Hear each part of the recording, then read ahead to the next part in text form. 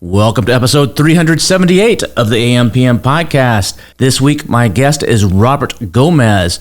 Robert started his e-commerce journey many years ago selling items that might be a little bit questionable on Amazon. But since then, he's pivoted and he's just blown up. And where he's really blown up is not on Amazon.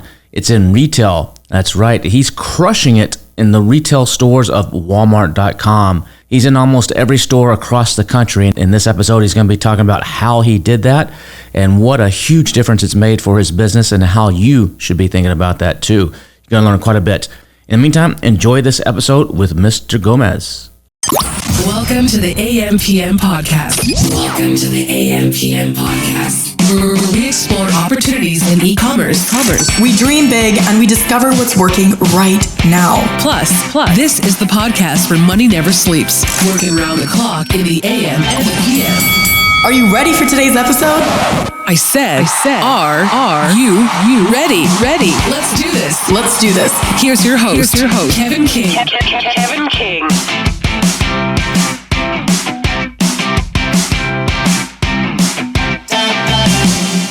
Welcome to the AM/PM podcast. Robert Gomez, how are you doing, man? Kevin, thanks for having me. It's a pleasure to be on. Glad to be chatting with you. Yeah, I'm glad to be here. You know, we ran into each other, I think it was back last year at the Accelerate conference in Seattle. Was it like September or something like that, I think? Yeah, it's all pretty blurry now, but I think at Accelerate is when we finally, talked. I know you had a pretty impressive story, and we'll get into some of that here in a minute. On you were telling me some things there. I was like, man, dude, you got to come on the AM/PM podcast. There's some pretty cool stuff. So how long have you actually been doing this whole e-commerce game? What did you start off on Amazon, or did you start off somewhere else, or what's your story?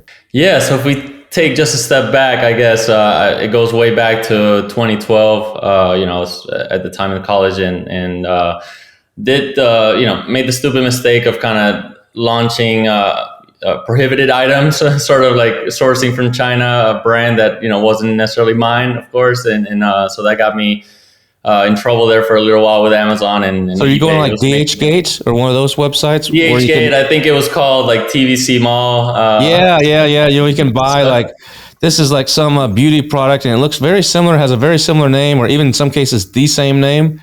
And it turns out it's the gray market or stuff. In my case, it was cell phone cases. And so one thing led to another. I really was just trying an experiment, bought like, $100 worth of cell phone cases. And by the time they came, I sold, and so got tangled up there and just sold more. And thankfully they caught me within a couple months. And next thing I know, I had a copy of a lawsuit in the mail saying I had to pay this much money or I was going to get sued within within 7 days, I think. This was the manufacturer of the phone cases? Yes, it was Otterbox. Otterbox. Pour one out for them. I hope they're not listening. It's been a decade. Yeah, you're good. The statute of limitations, I think, is up. But it's funny you say that. You were 2012. I've been selling on Amazon since 2001. But in 2015, I actually started doing this whole FBA model. And to try it out before I was making some of my own products and sourcing. But to try it out, I did two things. I did some arbitrage. So I went to the dollar store. And I want to see how this process works, is shipping stuff in. Is Amazon all it's cracked up to be? So I was buying things like Sensodyne toothpaste or something at the dollar store, and it was selling for crazy money on Amazon. But one of the other things I did is I went online. I didn't know all this stuff about the differences in Alibaba and 1686 and Tmall and all that stuff then. But there's one called, I think it's DHgate. I think it still exists. DHgate, I remember DHgate. 3D, I went on the bestseller list on Amazon. In the top 100 for beauty, there was this like 3D fiber lash mascara. For us guys, you probably don't even know what the heck that is, and I didn't either, but it's like selling like hotcakes, and women put it on it makes their lashes bigger, and it puts this fiber kind of stuff and like makes their lashes look bigger and more sexy, I guess, and so a lot of them like it. And it comes in two different tubes. One's a dry tube and one's like the actual liquid, and you have to mix the two. And there's a brand on there doing really well, and I found them on a version of them on DHgate, and I bought like $2,000 worth of it or something. It got shipped over by FedEx. I stuck it up on Amazon, and I think I even didn't do FBA. I just did FBM. FBM. I was selling. I remember I stuck them up one morning went to get some cereal and come back, and I already sold like 50 of them. And I was like, holy cow, this Amazon thing actually works. This is pretty cool. And I started looking at it a little bit deeper. I was like, wait a second, I didn't just buy this from the manufacturer. These are actually off market or out the back door or fakes. And I started seeing reviews of people saying, look at the serial number, look at the UPC code or something. So I actually backed off of it. And I'm like, okay, enough of that. I proved that this concept works. Let me go do my own stuff. So it's interesting that you had that same story.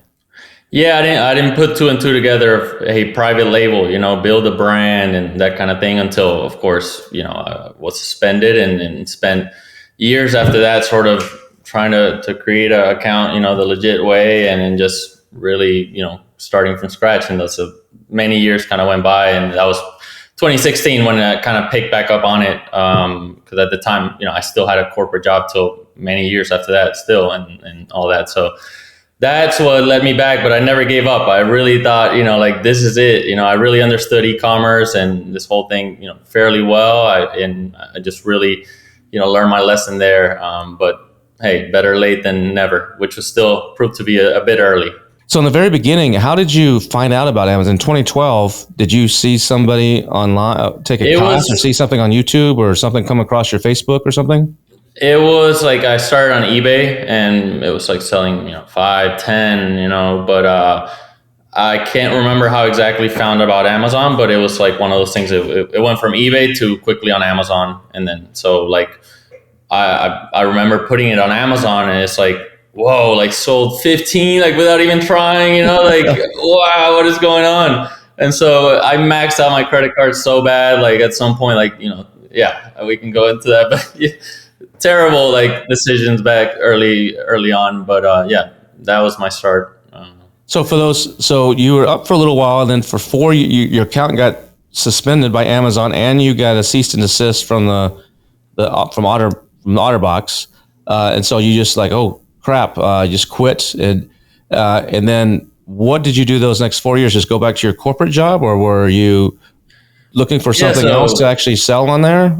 I had always a thought in mind of coming back to it or really doing that there. I'm very like entrepreneurial, so I'm always kind of tinkering there. But basically, this was around the time that I was finishing. I was in college, and then I finished college, went on and got an internship at like Siemens. I moved around the U.S. every like 6 months, and just on the side, I started trying to do the whole real estate thing. I ended up buying a couple of properties, flipping them. This was around the time that was kind of like a better economy to do that. But still like trying, I remember like once a year or so, I would try to like create an account and it would like get automatically suspended or whatever, like back when you didn't know what was necessarily like still linking it, together or whatever. So it wasn't until, 2016, I think that finally my account was made. And that was because I think at that point I ran back into an FBA course. At this point it was like FBA, I remember, and I like, found out more clearly like, okay, like let's try it again because like FBA is like being pushed like pretty hard. And so, I made an LLC and all this thing and finally was able to start that account. But I was still in my corporate job. And even then switched jobs, I was doing consulting.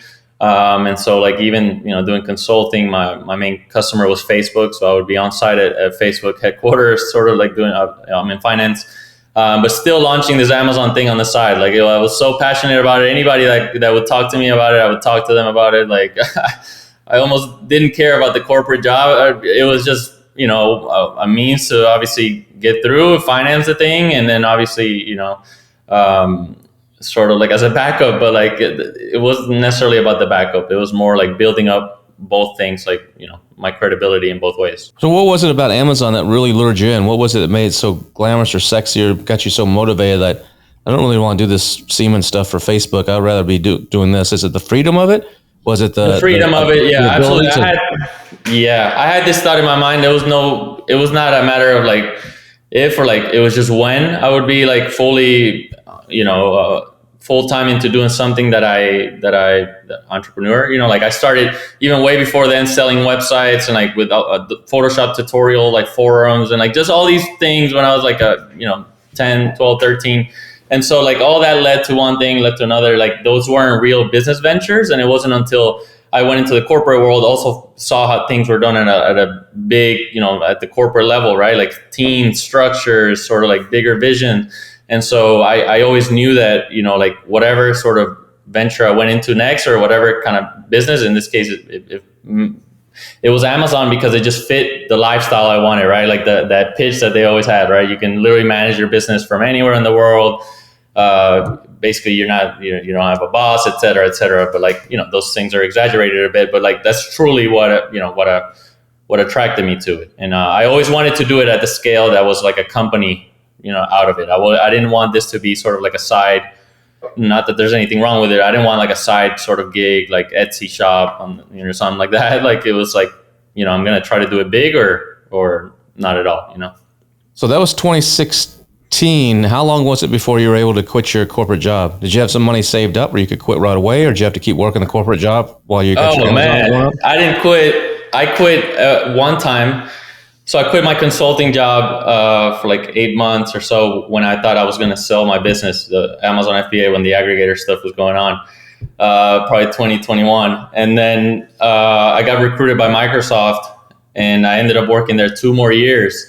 Up until earlier this year, I kept my job. So Oh, really? So, okay. Until I secured the Walmart, which we can talk more into, but basically I hung out, in my corporate job until the very end, where I had a team and everything for a long while prior to me quitting myself. So this was a side hustle then, because you're working a 40-hour week. Yeah. I just never treated it like it. It was more like my corporate job was my side hustle. Thankfully, I was kind of in a situation where I was working for Microsoft remote. My team was in Seattle. It was just like, not super involved. So, my full-time job has been this for a long time, So from 2016 till 2023, you kept your corporate job. So you had all the health benefits, you had all that stuff that could pay the rent. And so you could basically then reinvest almost everything into growing your business, right? Yeah, absolutely. And just growing and getting through the tough times that were supply chain crisis and all these things, and just, starting this brand, right? Because 2016, 17, I didn't launch with this brand. I had another brand, which I still have. It's just like one listing, very like cruise control kind of brand, but it's been sort of basically sunset. But this brand was launched in 2019. And so, yeah, that still allowed me to build up a team and build up, a lot of like basically the upfront work that goes into what later amounted to, this. So, but during COVID, during the high times of the aggregators, you said you had an offer from an aggregator. So you actually quit your corporate job for 8 months and focused on this business, or what happened there? Yeah. So I had quit. Regardless, I was kind of like just wanting to sort of quit. Like, I mean, that was the goal anyways. And the deals didn't go through. Deal didn't go through. Still friends with the C-level there at that aggregator. Very well known name. And yeah, thankfully now that it didn't go through. But it was basically a lot of factors went into it, but as you remember, a lot of deals that would fall through based on timing, based on a lot of factors there. So you were under LOI and everything. Oh yeah, LOI, maybe more than a month and a half in, to the point of basically going back and forth on the APA, the asset purchase agreement. So yeah, I'm very well aware of that process, and it wasn't. So you got all your you got your data warehouse and all your documents in order and everything. Had to go through that whole process of finding every little thing that they request that you're like, I don't have that. Where the heck? I never did that. Yeah. And having to go and tidy everything up.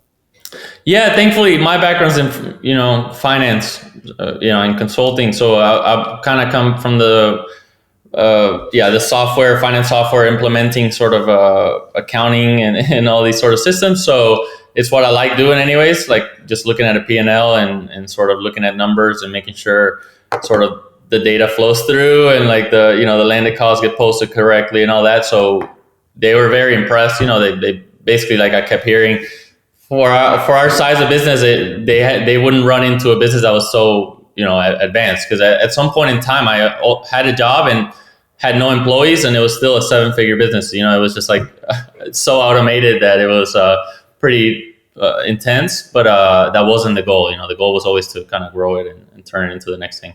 So when that didn't work out, I kind of just focus on growing it again. Like basically executing the roadmap. So it's an 8-figure business, right? We're run rating at 8 figures at the moment, and that's because we got a contract with Walmart for a couple of our products that are at every Walmart. So when I count revenue, we're counting the wholesale sort of cost, but it's a very very profitable sort of side of our business now compared to Amazon, where it's got its ups and downs. But it's also a bigger kind of a moat, right? When you go into a retail store where you're like a fixture on the shelf, and it's not every day that new products are coming into the shelf and stuff like that, right? So you get like weekly reorders and all that, and that's kind of been a lot to handle. Originally to implement it back in May, but yeah, it's been our first holiday season fully implemented at 4,000 Walmart locations. So there's only that's a total of that's every Walmart, because there's only 4,400 or something like that. Yes, it's every Walmart except neighborhood markets. Did that start off with a small test of 100 stores, or did you go straight to nationwide distribution? Yeah, we went straight to that. People still ask me how that happened, but basically, yeah, we got a meeting for a coffee grinder. That was a product they were interested in. Flew to Bentonville, met with them there. I showcased some of our other products, and they were interested in another product as well. The storage container, and so went back and forth. I thought it would be kind of a nice learning experience. Try again next year, but hey, okay, this is really how you get into the retail stores. That's kind of what I was expecting, at least. Not to get myself hyped up, because we had other close calls sort of with retailers, not that close, but sort of close. And so they kind of came back and said, the thing with our products is it's a mass market appeal. Think of a coffee grinder that's like a basic sort of coffee grinder, right? It's not necessarily something that will be bought more in one region than other, or something that's more really, leaning one way or another. So in that case, I remember them asking sort of could you handle if we allocate you a large number of stores? I literally remember, I think I was driving or something when I got that. And of course, the answer there is, absolutely, this is what we do when we're sleeping. So yeah, I kind of knew that they were planning on basically putting us at every store, and thankfully they trusted us with that. So yeah, it's nice to see right away basically how important of a spot or a placement a Walmart shelf is. Is this your company, or you have partners? You said we earlier. Is it your company, or do you have partners? It's my company. It's my okay. I own the company. I say we as in the team I have now, trying to be a good leader here. No, but I really, at least for the very longest time, it was and a couple of folks from Upwork. But now I have an actual team. We're building something cool. But that's the we. Bootstrapped it the whole way. That and pouring it back into it. That's the way to do it.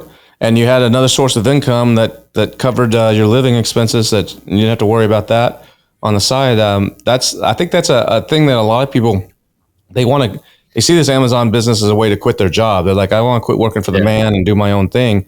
And I know some of the most successful people in this space don't quit their job for sometimes years, and in your case, and continue selling and building the company before they jump in, because a lot of people don't realize that it's a while before you can actually take a decent living. If you're in the Western society, if you live in Pakistan, $500 a month might be all right. But if you live in the United States or Europe or most of Asia, that's not gonna pay for nothing. Barely pay for your phone bill. I think a lot of people underestimate how long does it take to actually grow something, and where it gets to the point where you can actually take money out. Unless you start with a huge investment up front and can ride that wave, then it's difficult. Like you said, you're bootstrapping it. How long did it take you to get to 7 figures on Amazon? So you said the first 2 years was a different product line. You still have a little bit of that dabble in, but now the coffee products are your big thing. That started, you said, about 2018, 2019? 2019. So think of mid 2019, launched, and the whole year I did maybe 500,000 or so in revenue, combined with the other brand, right? Like this cafe brand maybe did, half of that, of the total.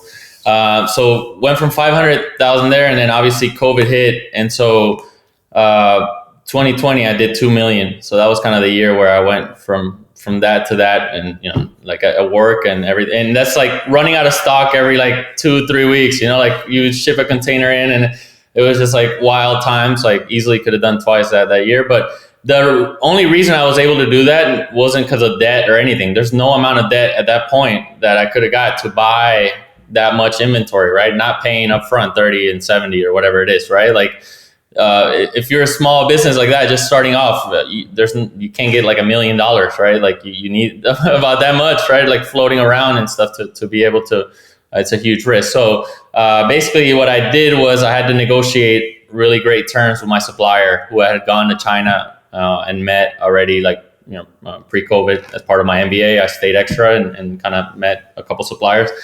But basically I negotiated 15% deposit, and like the remaining balance was not paid for like 60 days after the goods arrived at the US, so they were arriving, selling it, and I didn't have to pay them, like kind of, it's like a negative sort of cash cycle there that allowed me to sort of scale to that. So without that, certainly couldn't do it. And to your point, unless you have a huge investment or you have a job that was not paying you much at all, in that case, you're not really quitting your job, right? Like, anyways, you're just in survival mode, like with 500, 1,000 or so dollars.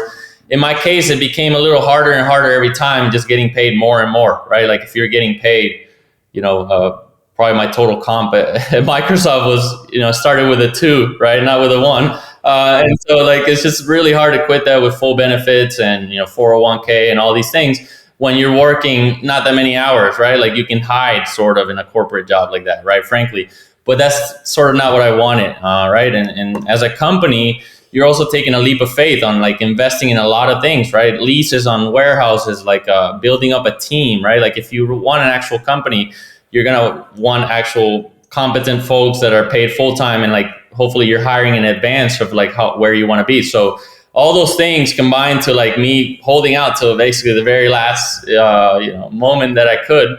But yeah, that was the goal the whole way along, is just to basically to do this on my own and to build, my goal is to build something cool, something that I see on the shelves, like I'm able to like sort of go into any store and like I go into friends' houses and see my products or like stuff like that, and it's just like that brings a lot more joy than like any dollar sign or whatever. So in 2020, when you hit 2 million, how many employees you had yourself, and you said a couple people off Upwork, or did you have any full-time employees, or just No everybody full-time, part-time and BAs, or what did you have? Me and the equivalent of 2 or 3 BAs part-time. Like it was very much me. So yeah. And when did you go to China to meet your supplier, the one that gave you the good terms? Early 2019. So I went before you had the product, or after you made before I had the product. So it coincided with I was finishing up my MBA, and we went as like a 2-week trip to China. And so I extended an extra couple of weeks to go to the Canton Fair, and then at the same time, I was already looking to launch this coffee brand. And so I decided basically on this product as I was on the trip or right before or whatever. So I had placed the PO. So I basically like was placing the PO and went to see the factory. And so, he saw that it was nothing, like he took a huge risk on me, because also it was the factory owner, so going to China and going in person there, like eating snake and just like truly like being there with them, and like they see like you're trying really hard to stand up a brand. I think that definitely paid off a lot later on. So did he give you terms on the first PO, or did you have to prove yourself off a few? It was not on the first one. It wasn't on the first one. It was when this started happening. And quite frankly, I sort of bullied my way there, because I had this opportunity to sell goods to Home Goods. So like as I was launching this brand, before I ever had it on Amazon or whatever, the first sort of the first shipment was coming in, and I on LinkedIn just reached out to like a Home Goods buyer, and they're like, wow, okay, we'll try, give us a couple thousand. And I'm like, okay, I'm not going to be able to sell them, because they would only buy what's available at your warehouse. So that's kind of how it started with like, hey, if you want me to kind of sell more, especially when COVID hit, that's when I was kind of like, okay, you really need to kind of give me these terms if you want to basically more volume. And he did. And I remember at some point, basically back then, trusting me, he trusted me with at least, like $500,000 worth of goods or payments that were due, but I had the goods, like things that you would not see with another supplier, even at a much bigger scale. Like I'm sure you've seen. Well, and he probably did that because you went over there and you saw you had met him. If you had not have gone over there and met him, the chances of that happening are far less. Because in Chinese culture, FaceTime, face-to-face, sitting down, having a meal with them, spending some time with them is crucial. And so that alone right there, probably that trip, you did your MBA, you finished your MBA stuff, but that trip made you millions of dollars just by going and meeting. And can't underemphasize how important what Robert just said is that you need to go and meet your factory. Maybe not before you place the first order because you can't, but if you're going to continue a relationship with them, it's crucial that you either go or combine it with a Canton Fair or with a EWU or something else, or just get over there and actually sit down with them because it goes such a long ways. Yeah, agreed. And I would say that's the most important part of going to China nowadays is really to meet your suppliers, because of course you can go to the Canton Fair, but nowadays that's kind of like going to Alibaba in person, right? Like you really see all the options, you can feel them of course and all that, but really like you're saying, like meeting your supplier, it goes a very long way in their culture, especially, saving face and all these. It's definitely a plus. And so that he still remembers that. And even now, sort of coming full circle, sort of inviting him back to the US, like saying like, hey, we want to invite you when we go exhibit at the Chicago trade show next March, for example, we're saying like, you guys, actually come and see our brand now being exhibited to buyers, retail buyers. Yeah. Awesome. So it's kind of cool getting to come back that way. So you've got in this line, you've got a few different products, right? You have a grinder and a few different products. Is it all the same manufacturer? A lot of our electric stuff is done through the same manufacturer. So grinders, milk frothers, and then we have coffee makers. Think of a simple kind of coffee makers. But we have other suppliers for other things, like our storage containers, like coffee storage containers, coffee mugs and cups come from another supplier because they're glass.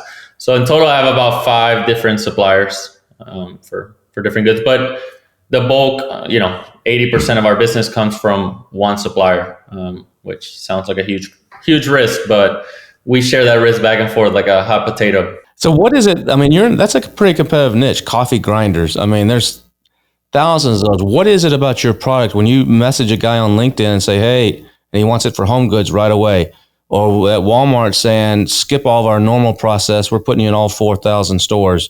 What is it about your coffee grinder that's so amazing? What have you done to differentiate or to market it, or what is it that makes it stand out? It's definitely a tough category. I mean, sort of like a staple, kind of high traffic, high volume category. I saw it always as like, I wasn't necessarily going to focus on it being too competitive. I saw that almost as a positive.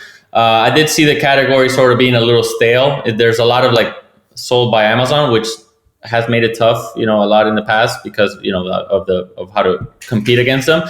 But basically a lot of legacy brands that don't innovate, fast, or they don't have necessarily all the extra little features that us coming from an Amazon world are used to sort of like keeping up with, right? Like, hey, I'm launching this product. Let me put the packaging next to it. That was something I did right away, from way back then. And it was like the plan all along, and it just kind of stands out in the listings, right? Or, hey, let me include a cleaning brush, right? Like just simple things that you would learn how to like block and tackle, in FBA sort of courses, but like that to retailers are like, okay, this brand, stands out. And I think like the way the brand, the name, the look and feel was always with the intent in mind of being on the shelf, like, so even when, we always sold was really coffee grinders, 90% plus, 95% plus, I still sort of had a catalog of products, right? Like sort of saying like, oh, we're kind of a coffee brand. Like these are our staples. We may not do well with all of them on Amazon, for example, but there's different channels for each kind of things. And just looking like the part sort of is what gets you in the room. And then of course, once you're in the room, like why would Walmart choose us, right? Like you're asking, why would they choose us? To go in the shelves, we had to take a product out, right? There was already a grinder there. It's not like Walmart has never sold grinders. The thing is like, it's pretty sort of like, when you're going into retail, like there's no middleman, right? In my case, right? Like, it's my company, it's my brand, and it's between me and the buyer. Normally those huge brands, they have a distributor or like a wholesale sort of setup. And then, they have offices in New York and then a huge team in Europe and all these things. Like I have none of that, like Walmart could retail it lower than the one that was there before. They're likely going to get it at a better cost from me because I don't have those huge overhead costs there. And for me, I'm going to make more money on it than I would have, because, I just go straight from the factory owner to them, sort of. So it just worked out that way where, we're used to just battling a lot harder on Amazon on ad costs and like, like just doing all these things like, to make sure that we stay relevant and like, you can be in the top 4, by 9 a.m. and then by 1 p.m. it's like you're in the top 12 and then, there goes, some of your revenue. So, having those skill sets really helped at least sort of try to stand out for retail. Well, I think the name is important too. You did good branding with the name. I mean, instead of, I know there's other companies out there, OXO and other companies, but those names don't really say enough, but your name, the cafe, the way it's spelled and the way it's done is actually that right there gives it almost instant credibility. Like this is what I want over something else. I mean, I think that was really, really smart. So naming something is crucial. Don't overlook the fact of a brand name, even though if you're not known, a word like that and the way you spelled it interestingly, instantly says something. It's just like, when somebody else launches I don't know, I'm just trying to think of an example here. We're the Netflix of auto repair or whatever. I mean, immediately you don't have to explain how is your auto repair shop different. This is probably not a good example, but how your auto repair shop is different. You just like immediately plant a seed that we're the Netflix. Everybody identifies and they know what Netflix is. You've kind of done that in your branding name as well, right? Yeah, no, exactly. And it's funny because some people at times have been like, oh, wait, I've seen your brand, at Target on the shelves. I know we're not at Target on the shelves, but like they'll say something like that where it's like, okay, it just sounded like, a brand that you've seen on the shelves or something. And it means literally like coffee and some other languages in Europe. So it was a little tough to trademark at first, but, that was kind of with the intent in mind of just like, you go on Amazon and you see some brands, some products that look great, right? But you see the brand names and it's like, okay, I can't even tell, if necessarily what it is, right? I'm not even going to go into sort of Chinese brands. To tell them. Some of those weird like brands that are just made up weird, strange words just so they can easily get a trademark on them. They think, yeah. I know you did a good job there. So when it comes to back on the Walmart, so did you reach out to Walmart and set up the meeting in Bentonville, or did they reach out to you, or did you go through an agent or a special program? We went through a broker. There's many brokers that do this. We had brokers already in the past. They just were not successful in getting us a meeting. But you could also reach out directly, like the way that I did with Home Goods, or I do that myself also for other retailers. And, we're in talks with other retailers as well. But it's basically reaching out to the buyer, and then, most retailers review their lines. They call it line reviews once a year or so, so basically allowing them to sort of let you in the line review. So there's a lot up to chance there, right? It has to be a buyer that wants to change their shelves, right? Because as we mentioned, the shelves are filled up, right? So it has to be a buyer that's motivated to change whatever is on there.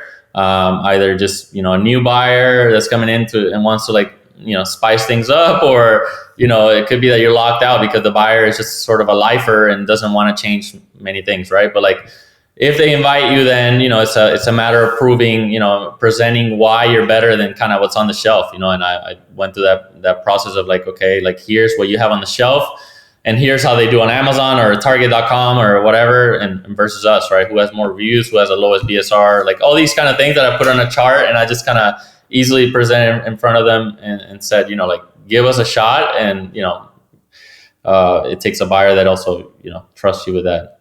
How much of your success in getting in Walmart do you think was based on what you've done on Amazon, like the reviews that you've gotten and the ratings and the sale? So that actually got their Very attention. much. In the meeting, in fact, the buyer had Amazon pulled up, and she was saying how, why were you at this price at certain dates, or like why, so they were very well aware of Amazon, and in fact, you have to sort of guarantee EDLP, everyday low price. So on Amazon, we can't go kind of competing on that specific SKU, UPC, against the Walmart one. So very much that Amazon led to this. They wouldn't have even found us. They wouldn't have paid attention to us if we didn't at least look and play the part on Amazon. And of course, that led to other products kind of coming in, right? So once you're in, their ideal situation is less vendors rather than more vendors, right? If their whole coffee section could be covered by just 3, 4, or 5 vendors, it's much better than every item is a different vendor, right? Because they have to onboard the new vendor. It doesn't look well on the shelves, right?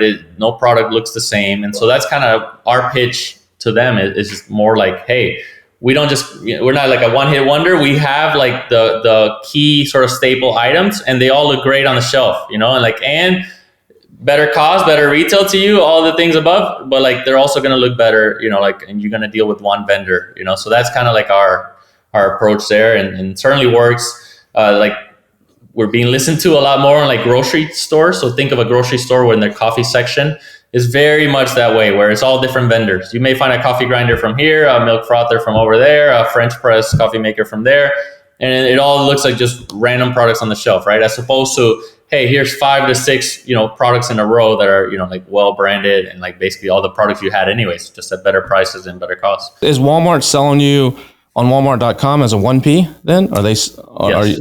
So you're not doing 3P, you're as a 1P. So they're we have a 1P account, but those 2 items, they do 1P, and the rest we still do 3P.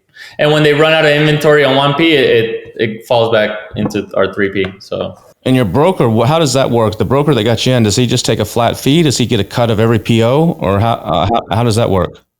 Percentage of sales. So he'll take roughly 3% of sales. 3% of sales. So 3% of every payout you get from Walmart, he's getting. Yep. But keep in mind, for how long a period of time? There was no upfront commitment from us, right? So that's usually a pretty low percentage as well. I've seen more like 5 or 6%. But essentially forever. But the thing is, they were going to work and do all this work. Even if they didn't get us in, they didn't get us in. But we were not going to pay anything unless they ever got us in. And we were able to execute, and we got paid, So it was like a lot sort of had to happen for that. And, gladly sort of, we had that same arrangement with another broker for Target. That's how we got on Target.com as 1P, but we're only on .com. And for other retailers as well, sort of some that are kind of spreading a couple other retailers. But so how do you deal with the financing on, you get a big PO from Walmart? Is it your factory still doing the financing, or did you have to go out and factor invoices, or are you in a position now where you've got some money and you can ride those waves? Because Walmart's net 60, and then they don't always pay on time. 55? Net 55, they pay on time. From what I see, they're pretty upfront, and everything has been straight up there. But still, you could imagine if we're always sort of tight on cash for holiday season, how this holiday season was just, even more tight because of Walmart, right? And thankfully our supplier does honor those same terms, so the same kind of 1585 sort of terms, but it did require extra financing, basically getting extra debt, temporary sort of debt, and of course just the cash flow and stuff. But certainly, at least it's something that you see moving, right? You land a container, it goes right, almost right out, right? Like, and you see it sort of move at profitable, very predictable sort of clips. So then it makes you feel a lot more comfortable in just investing at least into those SKUs and like the ones that they want to further bring in and stuff. So you said earlier that you were able, one of the reasons Walmart was willing to kick out the other guys, that you could work with better margins, and so the other guys had too many layers of bureaucracy involved. So how, when you go in and sit with Walmart, do they dictate the price to you? Do you go in and you say, hey, my wholesale price is $4.26, or do they say we're going to sell this for $8.95 and we're going to pay you $3.20, take it or leave it? How does that process work? They ask you for your cost, for sure, and then they may even ask you to kind of sharpen your costs. That kind of Your true cost or your wholesale price to them? No, your wholesale price to them. When they say cost, that means to them. Yeah, you never reveal sort of what your cost is, but they do ask for your wholesale cost just because that's how they talk to brands.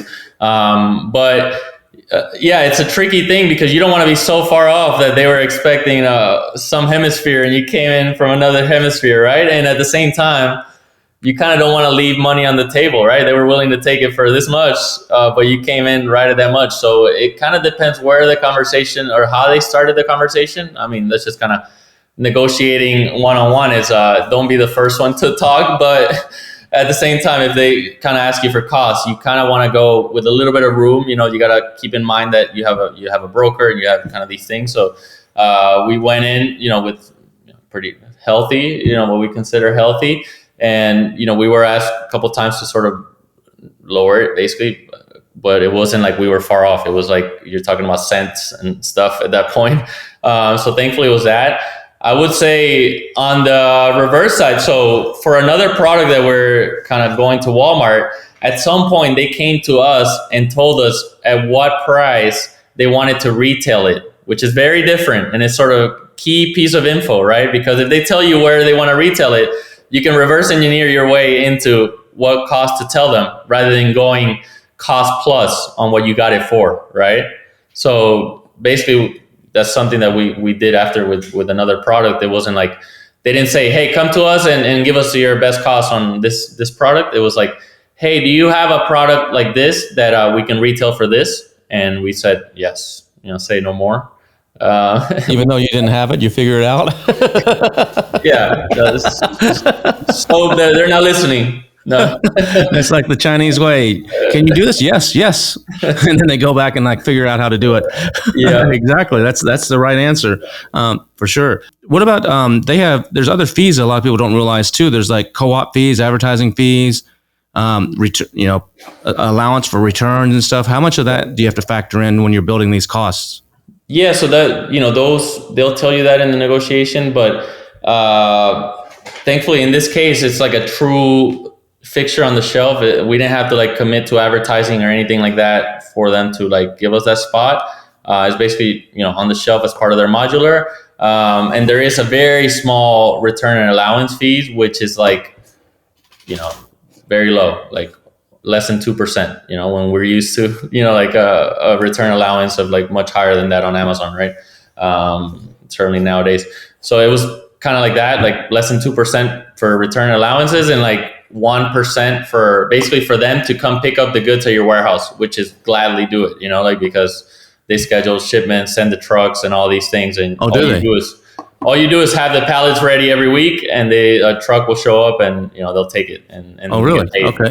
One of their trucks, or they partner with one of their trucks, and they do partner on some of them, but mostly it's their trucks. So yeah, we have about 1 or 2 trucks that come every week.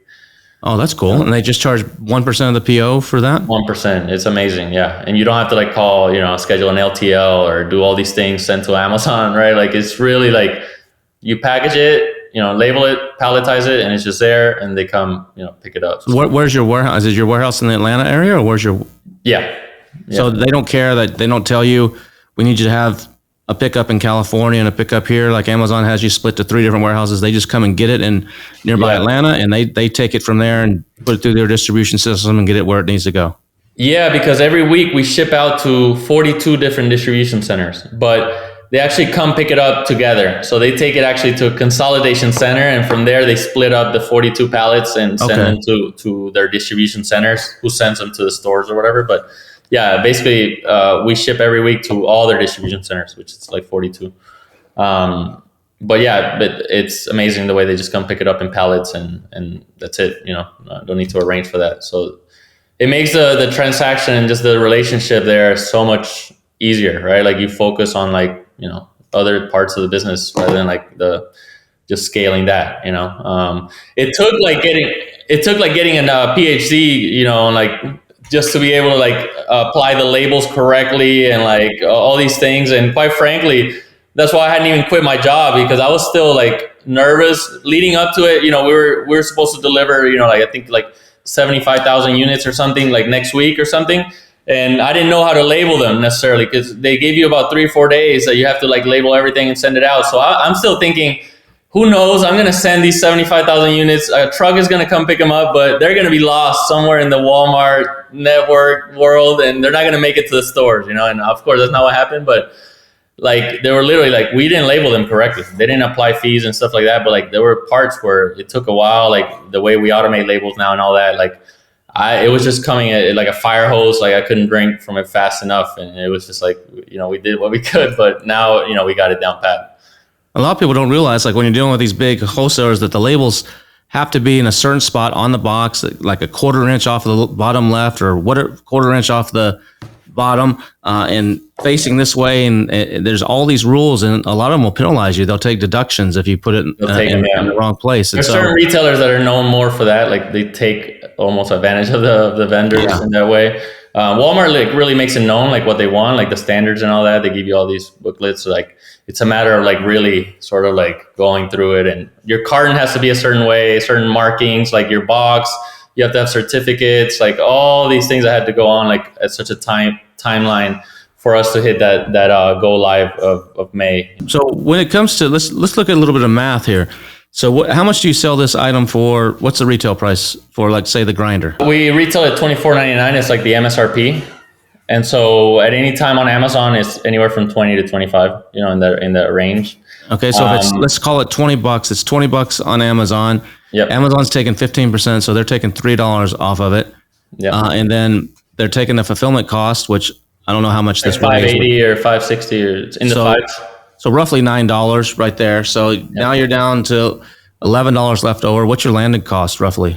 6 to 7.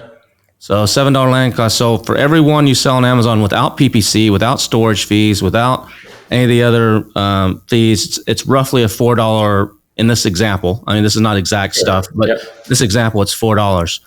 So what do you, when you sell it to Walmart, what do they sell it for in the stores? They sell it for $17.88. So $17.88 in the stores. What's your wholesale price to them? They get it roughly for mid-11s. Mid-11s. So you're making about the same $4. Yes, clear, roughly. Free and clear. Free and clear with no PPC, else. Maybe the 1%. That's after the 1% for picking it up and everything, and the 3% to your broker. All that's already out. So you're making about $4. So you're making almost the exact same money with no hassle of hijackers, no hassle of PPC, no hassle. What's the latest trick and hack to get this in? Which one of those sells more per month? Walmart still, of course. Yeah, Walmart will do. Yeah, Walmart will do on the slow months I just passed 25,000-30,000 units a month at least of that grinder. We have two products. The other one doesn't sell as well. It sells maybe like a fourth of that, but we're talking about just the grinder here. We sold 25,000-30,000 units of it. So 30,000 units through Walmart in a slow month before the holidays kicked in. Yeah. And then what would that same month on Amazon be? It would be 8 to 10,000 units. 8 to 10,000 units, and out of that $4, I'm assuming you're probably doing some PPC and some other stuff, right? Of course, PPC. Yeah, absolutely. So So basically, the lesson here is Amazon. Without Amazon, you wouldn't. You said it earlier. You would have never been in Walmart because you wouldn't have had that history and the reviews and the show how you're different. But the real money is not on Amazon. The real money is in Walmart. It's in retail. That's a lesson that a lot of people, I think, can't get their head around. Is that they're like, I'd rather go. Most people don't realize that. Yet, as big as Amazon is and as great as Amazon is, something like 85% or whatever the number is these days of all sales still happen in retail. People want to go down. They need a coffee grinder now. They don't want to wait till tomorrow to get it from Amazon or 4 hours or 6 hours. They want it now. They want to touch it. They want to feel it. They want to open it up. They want to see what it looks like. And then there's a lot of people that they don't have credit cards. They don't shop online. They don't trust it. So I think there's a big lesson there is that Amazon's still an amazing opportunity, and it's a great place to launch and to prove out something. But once you've proven that, do your damnedest to get into retail. So you're in Walmart. You said you're also with a couple products in Target now, right? Well, we've sold for a while now, Target.com, Macy's.com, HomeDepot.com, like QVC, like all the .coms. The goal, we were just throwing darts, making sure our brand could be basically everywhere in stores, but basically they all told us do the .com sort of thing, right? Those were just easier to do. But that was the goal, is always to get into retail. So any sort of vendor relationship is much better than 3P in our eyes. And so any sort of partnership there it's kind of stuff that I've been working on for a while. So once you get into Walmart, that's the big granddaddy of them all. That basically everybody else then follows in line. So when you call somebody else and they're like, "Oh yeah, you're in Walmart, okay, we'll take it." It's almost like a justifier, right? Like you've made it to the cool kids club. Yeah, we're seeing a lot more people accepting our samples, sort of thing. And the key thing is, like, for example, Target, we had a buyer there that's been there for 12 years, doesn't want to change anything because she goes by whatever market share reports, right? She doesn't care what you do on Amazon, sort of thing, right? Like, and so now we're showing on the market share reports as the number one grinder in all of retail. Literally throughout all retail, our grinder sells almost 3 times more than the second place, KitchenAid, and these brands that you've heard of, right? So we stick out now, right? Because of that Walmart placement being the intro offer there. But they start basically answering more because of that, like, basically the success there, or like knowing that we were able to execute on that level, right? Like that kind of like to them says something as well. What's the biggest issue with going from the mindset of Amazon to the mindset of wholesale? Is it you have to do a lot more documentation and prove that it's child safety and meets all these regulations that you might not have had to do on Amazon, or is it filling out setting up on the, what they call it, the EDM system, or ERP systems, or whatever it's called? Yeah, what is the That's tough. That's tough, but it's just equally as tough to sell like on Target.com, because you're a vendor and you had to do all these things anyway. So we've been doing these kind of onboarding things for a long while. And so like the documentation really basically you need certification on your products, but you should kind of have them already for Amazon. So like if you're selling already sort of a high volume item on Amazon, it's likely you already had that, or your factory already had that. So it's not even that. It's just like basically being able to execute and making sure you manage your catalog so that it doesn't conflict with your Amazon, right? If you had a one product sort of catalog and then you sold it on Walmart, it's going to mess up your buy box. Similar how it did to us, you have to sort of look at the SKU mix, or like sort of launch it as a different variation or something like that. But it's just sort of structuring your catalog and roadmap so that it fits a retailer and it fits your online thing. Because you need Amazon sort of, even if it's like a branding exercise where you're just there, people see the brand or whatever, but like you need to be there at the very least. You use the same UPC across all channels, or do you have a specific UPC? We do, yeah. You use the same? Do you use, are you in Amazon's transparency program, or that's not an issue really? No, it's not really an issue. They can't necessarily get it too much cheaper to make a profit on Amazon, so we don't necessarily run into that problem. Are you hoping to go international with this, or is there any talk of Walmart taking you to Mexico, to other marketplaces? No, not there, but we're starting with the low-hanging fruit of just literally like, Amazon Mexico, Canada, and then Europe on the FBA side, just because we can kind of offer our suppliers ready for that as well. So just the low-hanging fruit. But we really have so many retailers here in the US that it's kind of like we're just attacking that full force, because like it doesn't have to take a Walmart. So like if Walmart takes one product at 4,000 stores, it's the same as like Publix taking 4 or 5 products with their 1,000 stores, right? So which they're likely to do because they want kind of like that selection like we were talking about, right? So it's really like a lot can happen. And it's just like products we already have. So it's a matter of like, okay, here you go. We'll ship them out on a weekly basis, like fairly simple. So we really want to just exploit that retail strategy there. Do you have your own warehouse now, or are you still using 3PL? No, yeah, I've had my own. It's only 7,200 square feet total now. So we make do with what we've got to really maximize it. How many people are working for you now? We have about 12 full-time people and 7 agencies that we use for various things. So like PPC and all that kind of stuff is jobbed out too. PPC, yeah, production management for Walmart. Actually, in China, I use an agency now. They handle basically my contact with the factory. PR agency, they did very well for us. Email marketing, yeah, those kind of things. Rather than having employees, sometimes we feel the agency relationship works a lot better, and sometimes, like our executive team now is basically just our full time, and we consider that like the core. So yeah, and then of course contractors. I use a lot of contractors when containers are arriving and loading. I don't count that as employees. It's just kind of daily workers. So from $500,000 in 2018 to $2 million in 2020, what's 2023 roughly? We'll do likely 7.5, but we're run rating to do maybe 10 to 12 in the next 12 months. So now I bet one of those aggregators that turned you down before might be if they still have any money left to invest, they may be like, man, we missed out on one here. Well, they're very close friends. Let's just say that they're pretty close friends.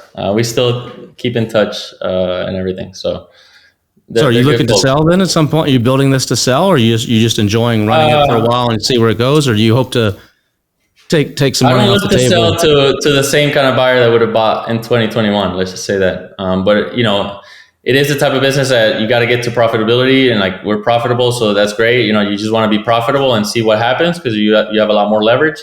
But at the same time, I know that when we hit certain thresholds, like the 8-figure or like the mid 7-figure sort of profitable business, you get a sort of different buyer, sort of a PE buyer, potentially inject money and sort of like really try to blow it up. So if Kitchen A comes to you and says we want to buy you for $25 million, you might listen. I may listen. That's right. That's the sort of buyer. But they better hurry up before it goes up. Hurry up while the price is good because it's going up, right? That's right.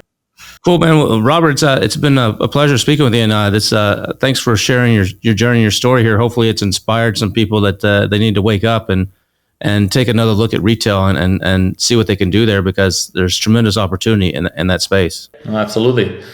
Glad to help or consult, advise some folks as well. But yeah, I do this. I'm passionate to be doing this, and I feel like any day that I get to do this and not the corporate world is living out my dream. So awesome. I agree with you. So if people want to follow you or learn more or see the story, what's the best way for them to do that if they want to get in touch with you? Yeah, just directly LinkedIn, Robert Gomez, just go directly in the DMs. That's where all the business transactions and things go down. The LinkedIn DMs, gladly. Awesome. And is it okay to say the name of the company, or you rather keep that? Yeah, no, the name of my brand is Cafe, Kaffe. So cafeproducts.com or amazon.com/cafe. The holding company is 4Q Brands because we have a couple of brands, but yeah, that's the name of the brand. Awesome. Well, Robert, thanks again for coming on. As we all know, Walmart's a great opportunity, but there's a lot bigger opportunities out there as well, especially if you can get into retail. Retail is still something like 78 to 84% of all sales, depends on whose study you're looking at. And as Robert has shown us, getting into all the Walmart stores is just a major, major boom for his business. So hopefully you've got some insights and you learned a little bit of things from Robert. We'll be back again next week with another awesome episode. And before we go, I've got some words of wisdom for you. The fastest way to get to where you want is to follow in the footsteps of someone who has done it before. The fastest way to get to where you want is to follow in the footsteps of someone who has done it before. See you again next week.